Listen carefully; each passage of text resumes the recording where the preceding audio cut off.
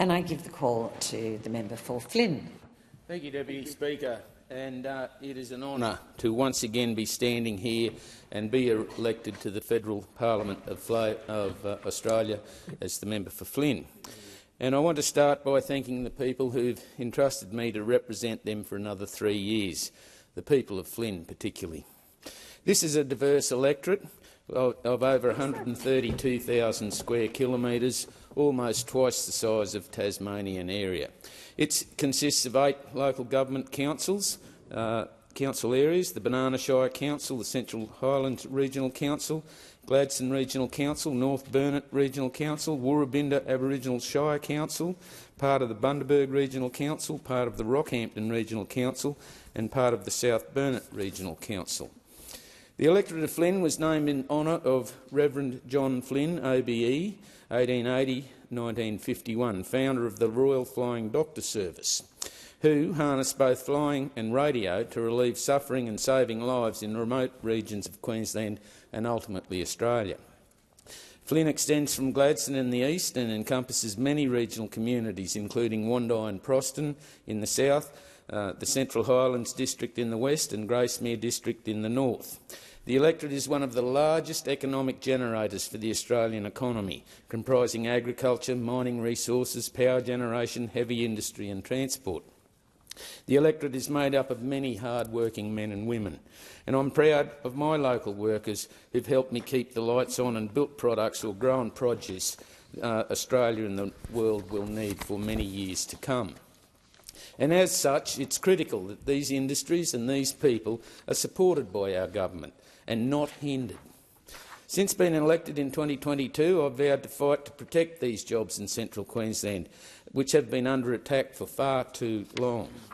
Deputy Speaker, I'm pleased to report a 4.6% swing in my favour and have increased my margin to over 10% on a two-party preferred basis, despite a negative swing nationally against the coalition.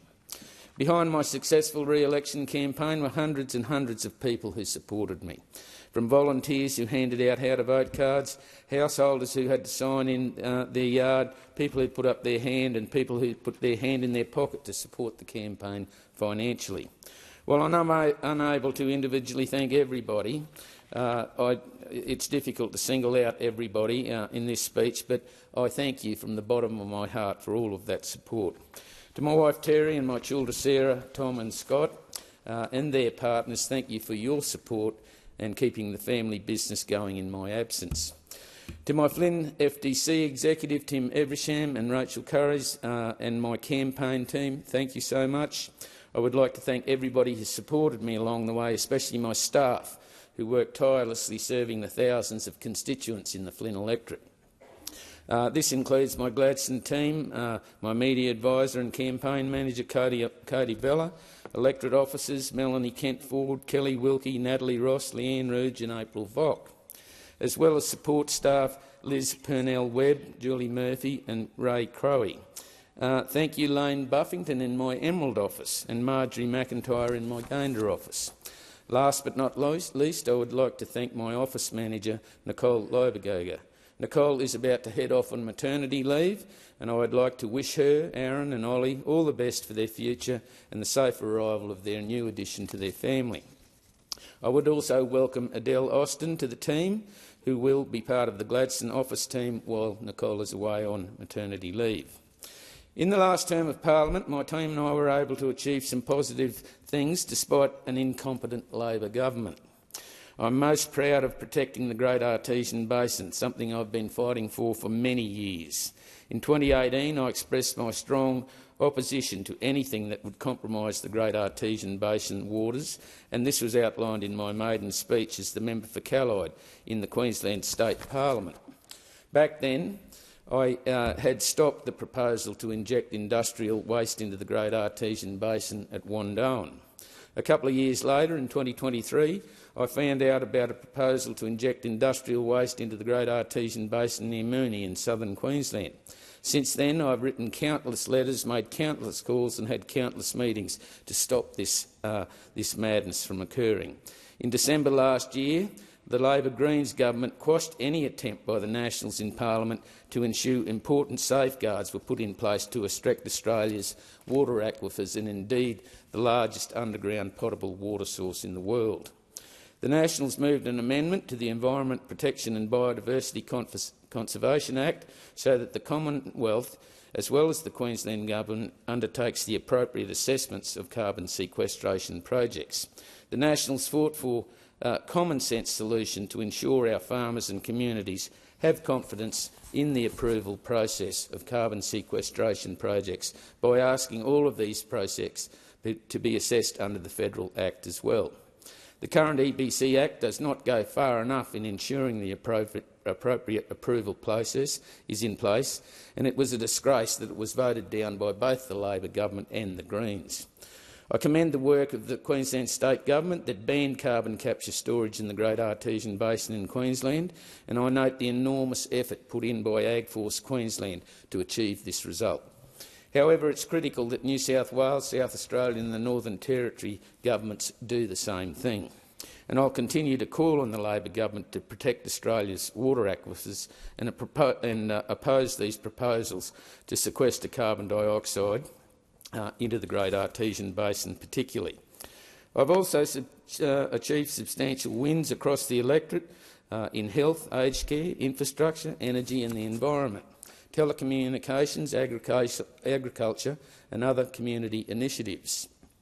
For health and aged care, my office and I have initiated and secured thousands of signatures for reinstatement of the Gladstone Maternity Hospital ward.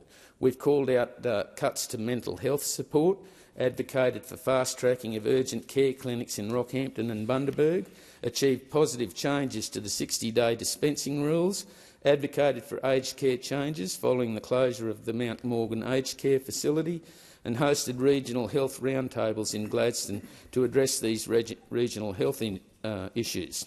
We've renewed calls for investigation into district workforce shortages of cardiologists in the Wide Bay Burnett region and welcome construction of the Emerald Rural Health Training Centre funded by the previous coalition government. With respect to infrastructure, my staff and I have opened the School of Manufacturing in Gladstone, funded by the previous coalition government. We've secured reinstatement of funding for the Rockhampton Ring Road, along with the Central Queensland LNP team. We've continued to fight to fund the North Burnett evacuation route, delivered the John Peterson Bridge near Mundubbera, and which was also funded by the previous coalition government. We've secured funding for the Palm Dry Culvert upgrade in West Gladstone, secured funding for Agnes Water Skate Park via the Growing Regions program, called for an extension for Remote Roads Upgrades program, called for the reinstatement of the Beef Corridors funding, delivered the Drynan Drive upgrade in Calliope, funded by the previous coalition government, delivered the Rookwood Weir project, along with the Central Queensland LNP team, which was partly funded by the previous coalition government. And we've opposed Labor's decision to cut funding to Paradise Dam. We've called on the Labor government to make changes to the Roads to Recovery program that disadvantages all regional councils. And we've called on the federal and Queensland governments to prioritise and bring forward funding for upgrades from the Gin to Rockhampton section of the Bruce Highway. In respect to telecommunications, we've called for further investment into regional telecommunications, initiated and collated information from telecommunication black spots in the Flynn electorate for federal funding.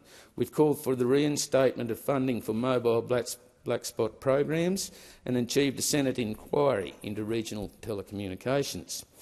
In respect to community initiatives, we've announced funding for various community organisations and local athletes, ensured Flynn has received its fair share of funding by ensuring that the Labor government honours its election commitments, actively opposing the Labor government's funding cuts to ag shows, successfully advocating for funding through the Strengthening Rural Communities grants, announced funding for community initiatives, saluting through their service, commemorative grants, opened a new office in Gayndah to better serve constituents in the southern part of the Flynn electorate, conducted and released results of Flynn's biggest survey, hosted hundreds of community mobile offices at various locations across Flynn electorate, including at regional shows.